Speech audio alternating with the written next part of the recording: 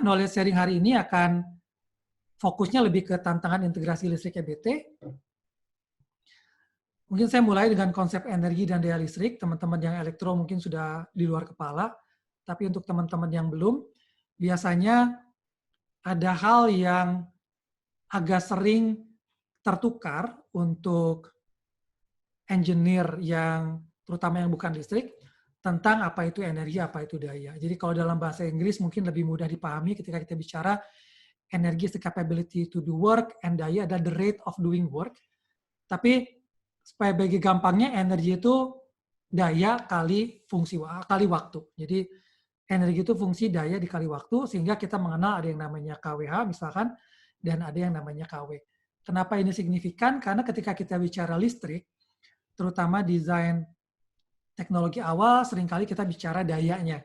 Misalnya program 35.000 itu megawatt, itu daya listrik. Kemudian fotovoltaik ketika dijual, ditawarkan itu juga 70 watt, misalkan itu adalah dayanya. Sementara ketika kita bicara energi, mungkin teman-teman Pertamina lebih familiar, tapi di listrik pun sama, ketika kita bicara energi, di situ ada fungsi waktu. Jadi kilowatt hours yang dilihat. Dan di sini kita bisa bandingkan antar negara, dan kita juga bisa bandingkan tarif biasanya dalam bentuk energi. Jadi angka-angka ketika kita membandingkan ketersediaan listrik, ketika kita membandingkan antar negara, itu biasanya ada dua parameter yang dibandingkan. Ada daya dalam gigawatt kalau kita bicara kapasitas negara, atau konsumsi listrik biasanya kilowatt hours per penduduk. Jadi kalau kita lihat Indonesia sebetulnya dari sisi kelistrikan, baik daya terpasang maupun konsumsi listrik itu sangat potensial untuk berkembang di masa depan. Mungkin contoh aplikasinya, ini hanya untuk memberikan ilustrasi bahwa suatu komponen yang memiliki daya berbeda, misalnya air conditioner 400 watt dengan air conditioner 600 watt, itu bisa saja mengkonsumsi energi yang sama, 2.400 watt hours, ketika dia menyala dalam waktu yang berbeda. Jadi ini hanya untuk menunjukkan bagaimana energi itu sebetulnya adalah fungsi dari daya, tapi tidak mesti sama dengan daya, karena ada fungsi waktu di situ.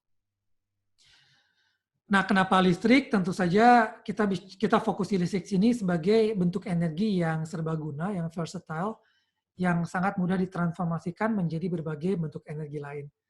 Jadi listrik ini relatif mudah untuk pembangkitannya, transmisinya, distribusinya, dan konsumsinya.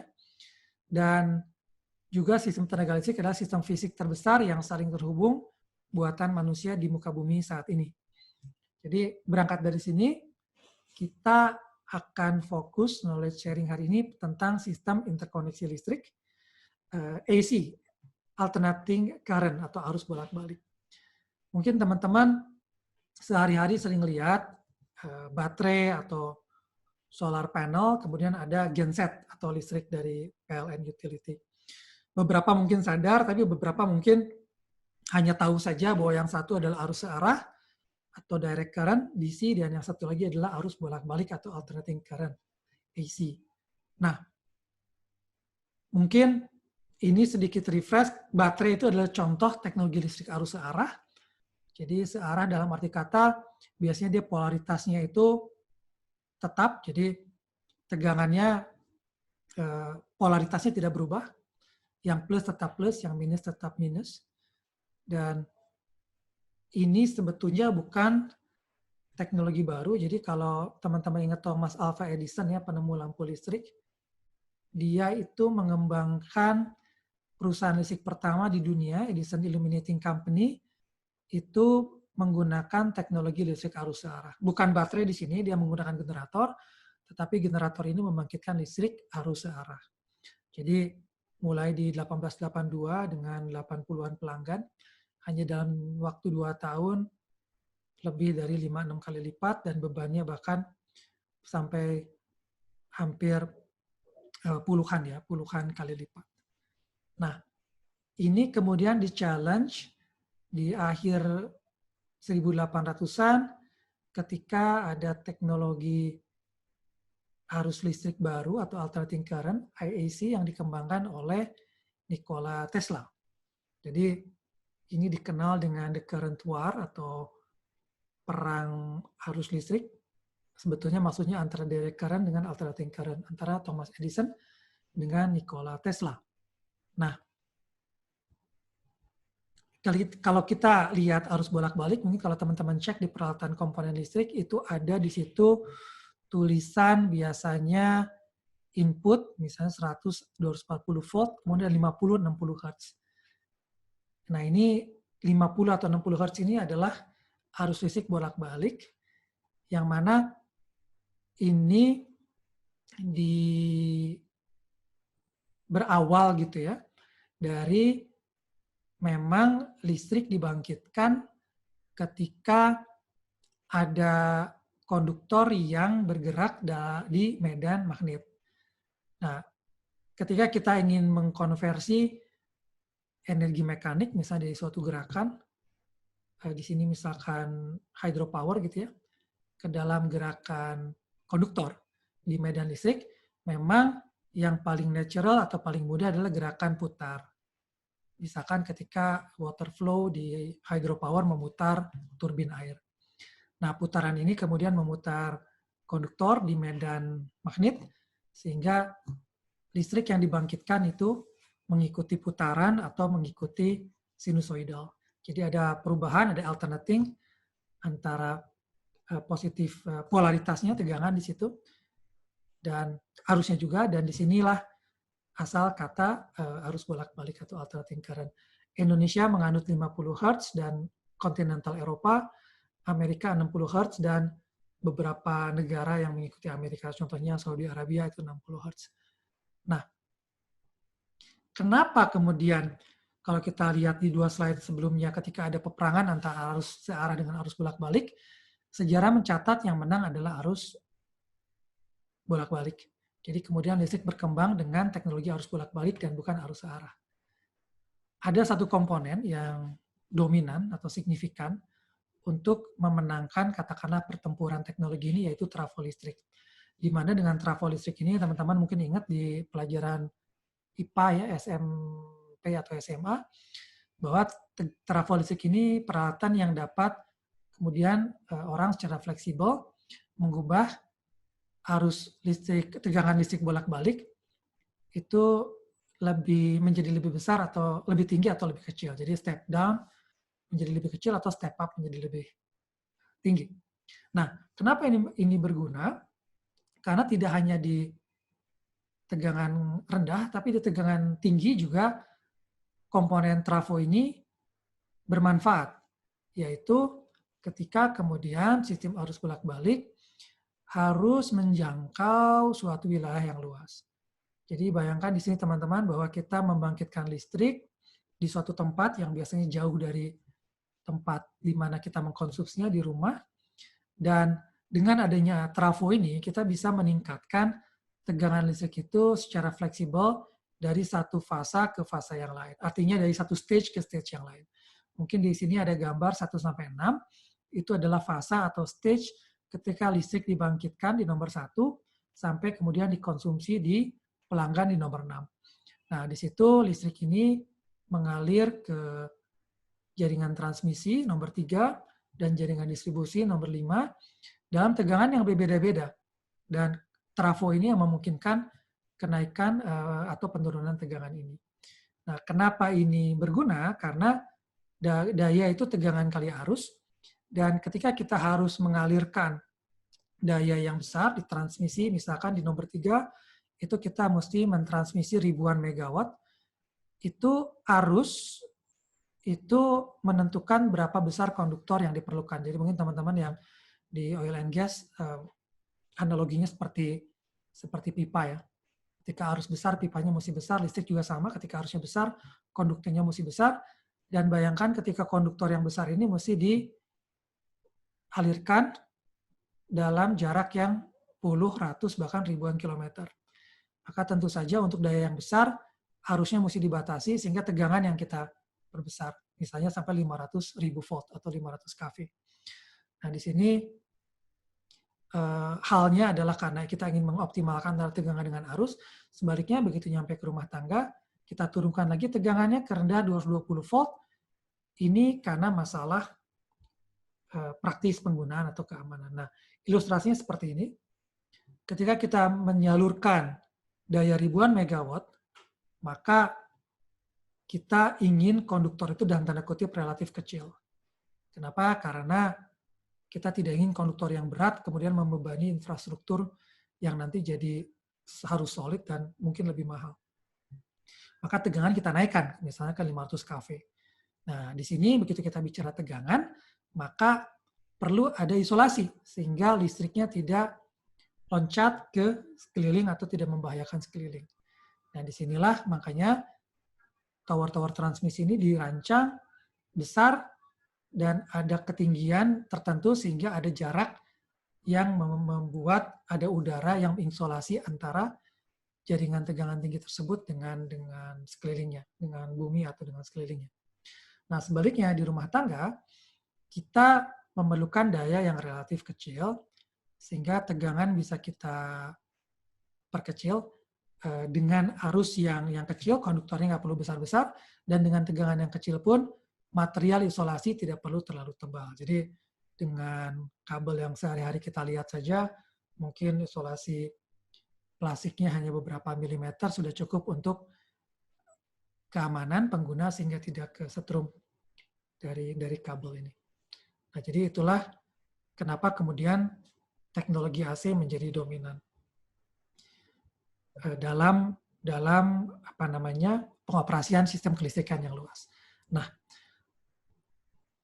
fleksibilitas dalam mengubah tegangan-tegangan ini juga kemudian yang membuat listrik arus bolak-balik itu memungkinkan jaringan listrik terinterkoneksi, jadi pembangkit yang tersebar di berbagai tempat itu bisa terhubung dengan interkoneksi sistem listrik arus bolak-balik atau AC, dan dia bisa mensuplai beban-beban yang terhubung ke jaringan ini. Jadi gampangnya adalah kita bisa punya pembangkit di mana saja, beban di mana saja, selama dia terhubung dengan sistem interkoneksi, bisa fleksibilitas menyalurkan energi. Nah, ini mungkin buat kita, kita hadapi ini sehari-hari, di mana anehnya. Nah, mungkin ini diingat sedikit, karena nanti ini akan cukup signifikan ketika kita ingin mengetahui sebetulnya apa sih tantangan listrik energi baru terbarukan. Nah, kita simpan dulu aja sekarang. Nah, yang jelas, di Indonesia, misalnya di Pulau Jawa, ini adalah salah satu pulau yang paling baik terinterkoneksi, sehingga kita bisa lihat dengan jaringan listrik Jawa-Bali, dengan beban terpusat, terutama mungkin tentu saja daerah barat, sekitar ibu kota, dan pembangkit tersebar, pembangkit-pembangkit besar tersebar, dengan mungkin yang paling banyak memang di Jawa Timur dan di ujung Jawa Barat atau Banten, kita bisa mendayagunakan atau fleksibilitas menggunakan energi listrik dibangkitkan di tempat yang berbeda-beda untuk mensuplai daya. Jadi tidak mesti semua pembangkit misalkan adanya di Jakarta karena beban terbesar di sana. Dengan jaringan terkoneksi kita bisa fleksibel memanfaatkan listrik yang dibangkitkan di tempat yang relatif lebih jauh. Dan ini juga berlaku di Eropa. Jadi ini sistem jaringan kelistrikan yang terinterkoneksi di Eropa, sistem yang lintas berbagai negara dan menjangkau area ribuan kilometer. Jadi ini dimungkinkan dengan listrik arus bolak-balik tadi. Dan di Amerika Serikat mungkin jumlah negaranya lebih sedikit, tapi interkoneksi listriknya juga sangat masif dan juga rentang yang ribuan kilometer. Nah, semua tidak ada yang sempurna. Jadi dengan sistem interkoneksi ada juga resikonya. Nah, ketika kita bicara di listrik, tentu saja yang kita bicara resiko adalah gangguan sistem listrik. Ada 3 macam, biasanya disebut jadi padam listrik individual atau lokal, kemudian zona atau wilayah, kemudian listrik total atau skala besar atau blackout. Individual mungkin ya rumah kita, zona mungkin komplek lah atau kecamatan gitu ya, paling yang dilayani oleh satu gardu listrik misalkan, dan skala besar itu ya wilayah yang cukup besar, mungkin setengah pulau atau bahkan sebagian negara atau bahkan kontinental. Nah, salah satu problem dari interkoneksi adalah karena dia tersambung, ketika ada gangguan tanpa penanganan yang tepat bisa menyebabkan gangguan itu juga meluas. Karena apa? Karena yang tersebar ketika ada interkoneksi bukan cuma daya listrik, tapi gangguannya pun tersebar. Karena ya itulah konsekuensi sistem terhubung. Mungkin analoginya kita bisa lihat seperti sepeda tandem. Jadi sistem interkoneksi ini seperti sepeda tandem dengan beberapa pengayuh sepeda yang merepresentasikan generator. Kemudian beberapa penumpang yang merepresentasikan beban listriknya atau loads. Nah, dalam interkoneksi itu tadi kita ingat ada arus bolak-balik, itu ada frekuensinya. Nah, frekuensi ini harus konstan. Jadi listrik interkoneksi arus bolak-balik itu dirancang memiliki frekuensi yang konstan, sebagaimana analoginya di sepeda ini, kecepatan sepeda itu harus konstan, dan ayuhan rantai yang diayuh oleh pengayuh ini harus konstan. Ketika terjadi ketidakseimbangan di sepeda tandem, misalkan penumpangnya berkurang atau bertambah, atau pengayuhnya berkurang atau bertambah, maka akan terjadi perbedaan daya kekuatan yang mengayuh sepeda. Dan itu di kondisi sepeda akan menyebabkan sepeda ini melambat atau lebih cepat. Tergantung dari apakah total pengayuh dibanding total beban penumpang itu lebih besar atau lebih kecil. Nah, di listrik juga sama. Jadi ketika pembangkitan itu tidak bisa seimbang dengan beban, maka akan terjadi perubahan frekuensi listrik. Nah, ketika terjadi perubahan frekuensi listrik ini, maka sistem dirancang, terutama pembangkitnya, untuk bisa bereaksi sehingga mengurangi atau menambah kekuatan, menambah daya yang dibangkitkan, sehingga kemudian kecepatan sepeda bisa konstan. Atau kalau di kelistrikan, frekuensi bisa kembali konstan. Nah, ketika tidak tercapai kecepatan yang sinkron tadi, yang serasi tadi, kalau di sepeda tandem, bayangkan kalau pengayuhnya itu suka-suka ya, jadi frekuensinya ada yang, ngayuhnya ada yang 50 Hz, ada yang 60 Hz, maka rantai sepeda akan putus. Maka sistem akan kolaps. Di listrik juga sama, ketika frekuensi sistem tidak bisa dijaga, masing-masing generator itu frekuensinya tidak bisa stabil di 50 Hz, maka pembangkit-pembangkit itu akan terlepas dari sistem dan sistem bisa kolaps. Nah, salah satu contoh gangguan di sistem interkoneksi listrik, misalkan yang terjadi di Indonesia tahun lalu, itu 4 Agustus, di mana ini cukup besar, 4 provinsi yang terkena dampaknya. Ada yang relatif total, ada yang sebagian besar, ada yang hanya sedikit seperti di Jawa Tengah. Nah, ini kita mungkin sudah sama-sama tahu, aftermath, jadi mati listrik di Jakarta terutama, dan sebagian besar Pulau Jawa ini menimbulkan gangguan yang signifikan di berbagai sektor ya. Transportasi yang tidak berjalan karena sudah sangat bergantung dari listrik, dan mungkin komunikasi, lalu lintas, lampu-lampu lalu lintas, dan lain sebagainya. Nah, itu tadi masalah interkoneksi. Kemudian masalah selanjutnya dalam kelistrikan ini yang perlu kita pahami dan juga nanti akan mempengaruhi tentang listrik energi baru terbarukan adalah karakter beban listrik. Ketika kita bicara beban listrik, kalau ini adalah suatu sistem kelistrikan yang tersambung, maka beban adalah konsumsi listrik yang di tegangan rendah yang kita maksudkan. Apakah dia itu commercial customers, industrial customers, atau residential customers. Nah, ketika kita menilai suatu sistem kelistrikan, biasanya kita mungkin tidak terlalu aware, tetapi ini adalah hal yang mudah dipahami dan nanti juga akan berkorelasi, berhubungan dengan masalah listrik energi baru terbarukan adalah bahwa konsumsi listrik itu bergantung dari waktu. Jadi kalau kita petakan 24 jam, tidak pada umumnya listrik itu tidak konstan. Ini misalkan di rumah tangga kita bisa lihat listrik itu rendah penggunaannya di pagi hari, di malam hari, subuh maksudnya, kemudian agak tinggi di pagi hari ketika kita mulai beraktivitas, kemudian di malam hari menjelang malam dia ramai lagi ketika orang pulang kerja dari kantor, anak-anak pulang dari sekolah dalam kondisi normal ya. Kemudian berangsur-angsur menurun ketika mulai tidur. Nah,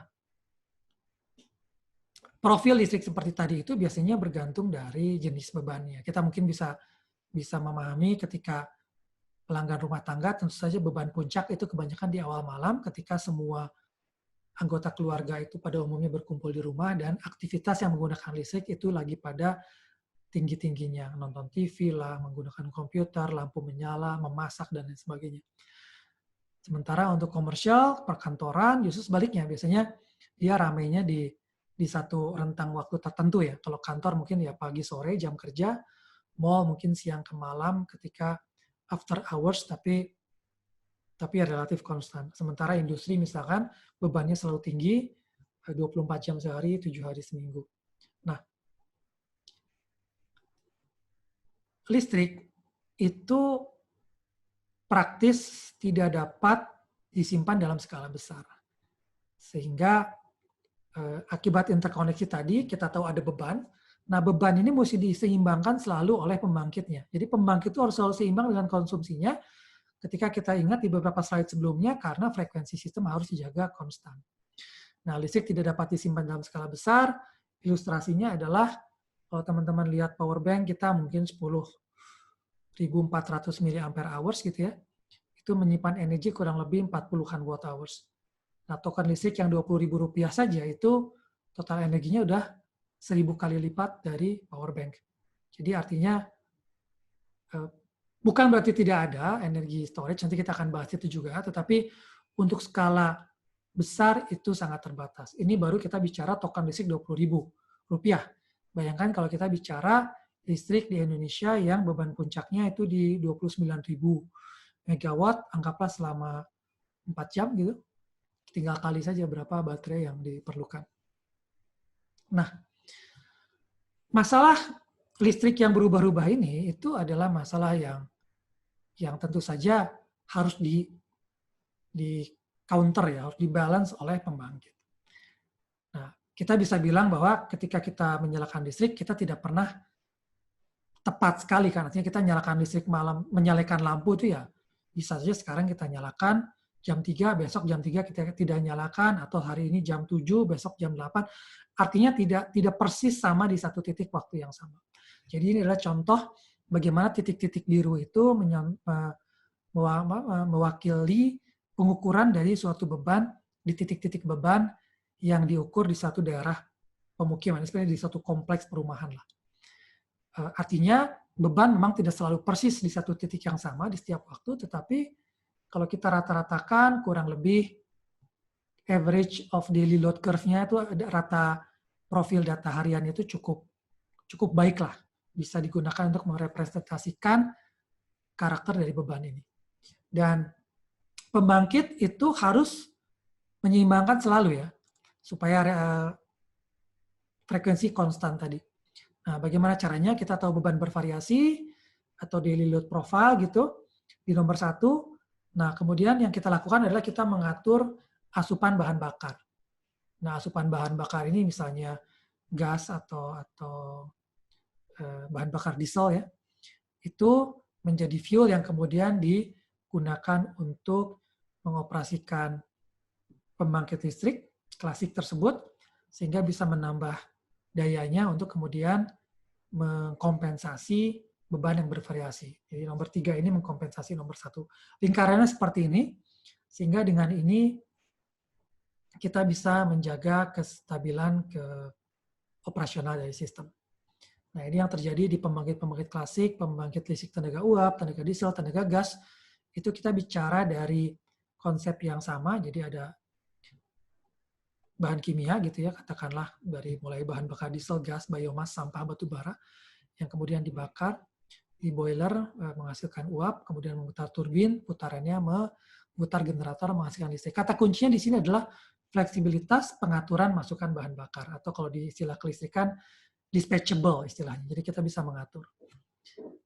Ada juga bentuk lain, misalnya nuklir atau geothermal, di mana konsepnya tetap sama, ada boiler, ada thermal, ada putaran, ada listrik. Tetapi di sini fleksibilitas pengaturan masukan bahan bakarnya agak berbeda, karena nuklir begitu reaktor dinyalakan dia harus konstan. Artinya apa? Artinya tidak sefleksibel katakanlah gas yang bisa diatur fuelnya. Geothermal juga sama, to large extent, ketika dia dinyalakan dia harus konstan. Nah, ini yang nanti akan menentukan juga bagaimana kita mendesain suatu sistem kelistrikan, terutama ketika pembangkit listrik energi baru terbarukan masuk ke dalam sistem. Nah, di sini kita bicara. Listrik energi baru terbarukan itu memang mempunyai satu karakter, terutama yang populer saat ini ya, yaitu solar power atau wind power, itu adalah intermitensi. Jadi, ini tidak terjadi di hydropower yang sebetulnya energi baru terbarukan yang klasik, karena di PLTA, meskipun katakanlah curah hujan itu quote-unquote intermittent, aliran sungai itu intermittent, tapi once kita punya dam, sekali kita punya bendungan, maka kita bisa atur si air itu kapan dia mesti di-convert jadi putaran turbin dan generator menghasilkan listrik, sehingga PLTA ini adalah pembangkit listrik energi baru terbarukan yang katakanlah dalam tanda kutip berlaku seperti pembangkit klasik, di mana dalam tanda kutip kita bisa atur fuel-nya.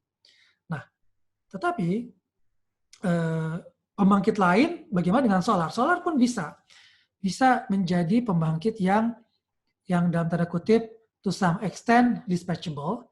Misalkan ketika kita bicara PLT Surya concentrated solar power. Jadi solar thermalnya ini kita panen gitu ya, kita harvest untuk convert panas ini menjadi steam di receiver, kemudian jadi putaran, kemudian jadi listrik, dan si panasnya ini to some extent disimpan di suatu biasanya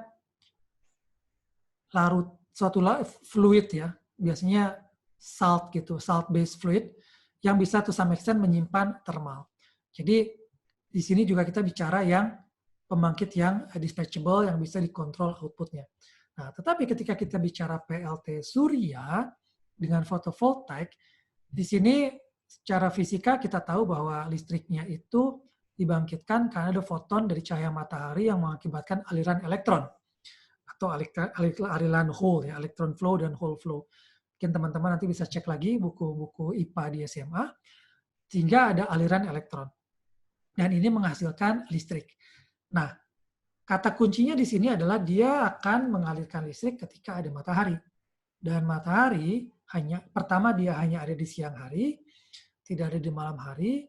Dan yang kedua adalah bahwa keberadaannya selain dia dari posisi perputaran bumi terhadap matahari, jadi ada ada faktor jam, kemudian ada faktor ketika kita bicara 4 musim ada faktor sudut-sudut juga, maka dia tidak akan selalu konstan. Dan terlebih lagi ketika ada awan misalkan yang lewat, maka panel surya bisa tertutup dan kemudian listrik yang dibangkitkan juga bisa terhalang ya.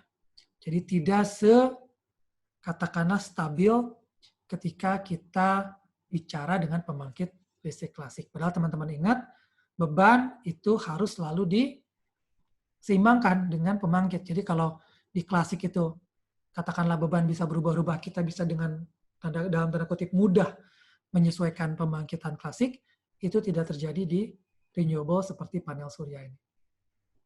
Kita bicara angin, PLT Bayu, di sini angin yang menggerakkan turbin menjadi putaran untuk memutar generator dan listrik. Di sini pun sama, kita bisa bayangkan bahwa turbin tentu saja hanya berputar ketika ada angin yang meniupnya. Nah, ini adalah pengukuran dari sebuah wind farm di Eropa yang melihat bahwa rata-rata wind output di wind farm tersebut dalam setahun itu stabil di 30-an %. Dan kalau kita bicara rata-rata 1 bulan, ini di bulan April pun di 30-an %. Jadi sepertinya tidak ada masalah, kita bisa bilang oke, good, wind turbine bisa generate 30% dari dia punya kapasitas. Tapi hal yang berbeda adalah ketika kita kemudian melihat pengukuran harian. Baru di sini lihat bagaimana kadang-kadang wind itu maksimum terus, kadang-kadang tidak bertiup sama sekali, kadang-kadang berfluktuasi. Nah, padahal sekali lagi kita ingat, beban harus selalu seimbang dengan pembangkitan. Jadi, siapa yang akan mensupport power balance? Siapa yang akan cover listrik yang dibutuhkan oleh beban ketika bebannya ada, kemudian dari matahari tidak ada listrik yang dibangkitkan, atau dari angin tidak ada listrik yang dibangkitkan. Kalau di pembangkit klasik kita tadi tahu, kita bisa dengan mudah mengubah asupan bahan bakar, renewable energi yang intermittent kayak angin dan solar, kita tidak bisa melakukan itu. Artinya apa? Artinya itu mesti ditangani. Misalkan di listrik tenaga surya kita pakai baterai, misalkan. Jadi kita pakai baterai di siang hari, kita oversize, kita punya photovoltaic system, simpan di baterai, kemudian ketika malam hari tidak ada baterai, tidak ada matahari, listrik dari baterai itu yang digunakan untuk mengkonsumsi. Atau kita bisa menggunakan solusi interkoneksi jaringan.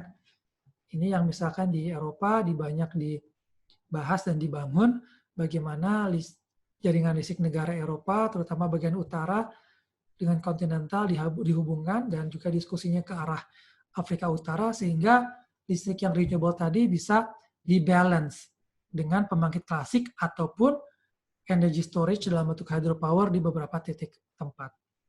Jadi, dan yang ketiga, solusi baterai juga di mini grid. Jadi solusi mini grid ini adalah satu, dia pakai baterai, bisa pakai baterai atau terkoneksi to utility to some extent. Tapi yang terpenting di sini sebenarnya adalah bebannya itu juga diatur. Jadi kita atur rumah kita sedemikian sehingga ketika ada listrik dari matahari ya bebannya nyala, misalnya mesin cuci baju gitu ya. Ketika nggak ada ya dikurangi. Jadi beban yang menyesuaikan dengan pembangkit. Nah, akibat dari sini tentu saja ada satu gejala baru yang kita sebut dengan desentralisasi pembangkitan. Kalau teman-teman ingat, sentralisasi pembangkit, aliran daya listrik itu dari pembangkit ke beban, melalui transmisi dan distribusi satu arah, dengan model bisnis yang jelas, sentralistik, pembangkit, pelanggan, bangun, sambung, alirkan, itu prinsipnya. Nah, salah satu faktor yang sangat berbeda di sekarang ini adalah harga solar modul yang sangat murah per watt-nya, dan ini mengakibatkan banyak sekali orang memasang fotovoltaik di rumah atau di daerah-daerah di bangunan-bangunan komersial.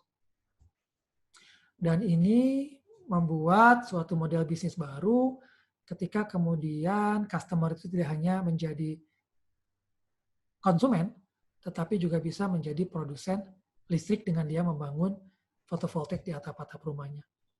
Nah, ini tantangan EBT yang kemudian mengarah kepada model bisnis baru.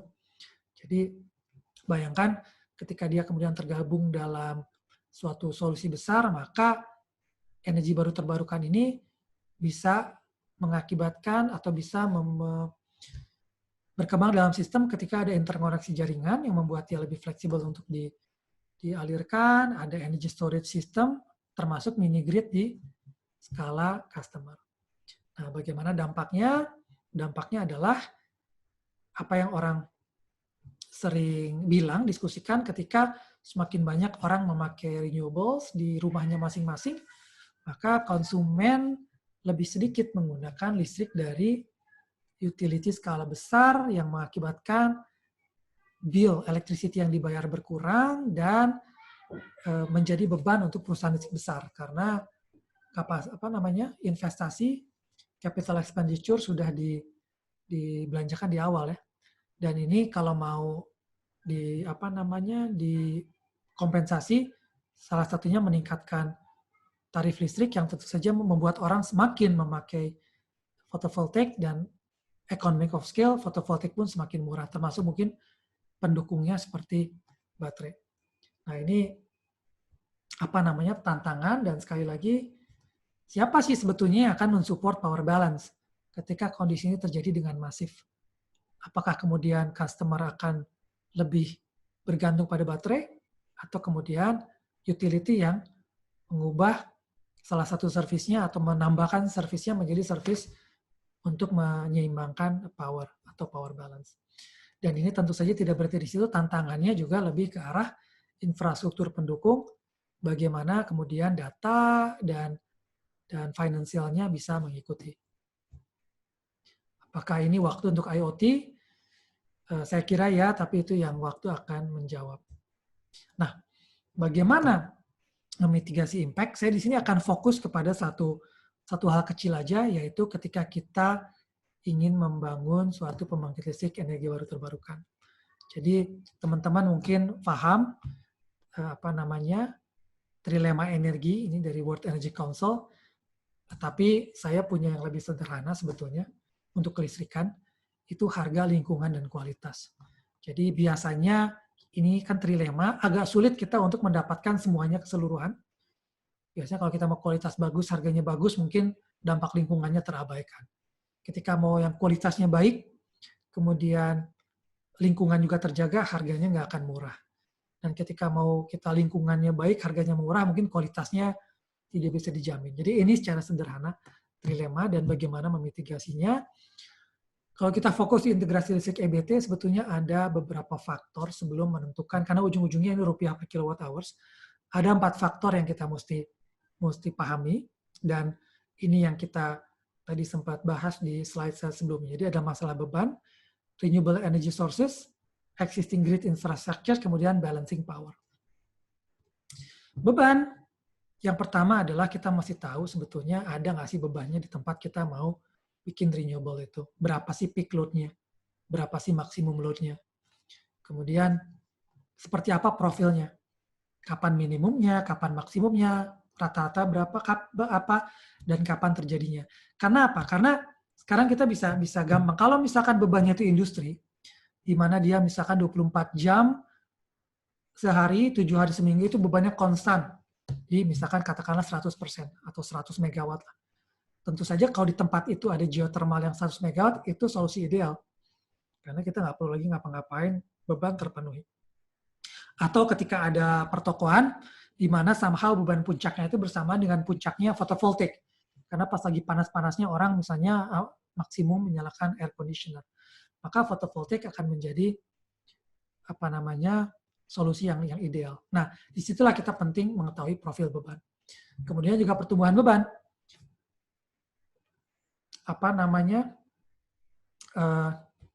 Pertumbuhan beban ini penting diketahui karena ya kita perlu waktu untuk membangun kita punya renewable energy. Jadi kapan itu akan dibangun, disitulah kita mesti tahu pertumbuhan bebannya seperti apa. Karena semakin akurat prediksi kita, semakin baik penyerapan pembangkit yang kita bangun. Nah, kemudian yang kedua, kotak kedua adalah renewable energy-nya. Apa, bagaimana, dan seberapa banyak renewable energy yang tersedia.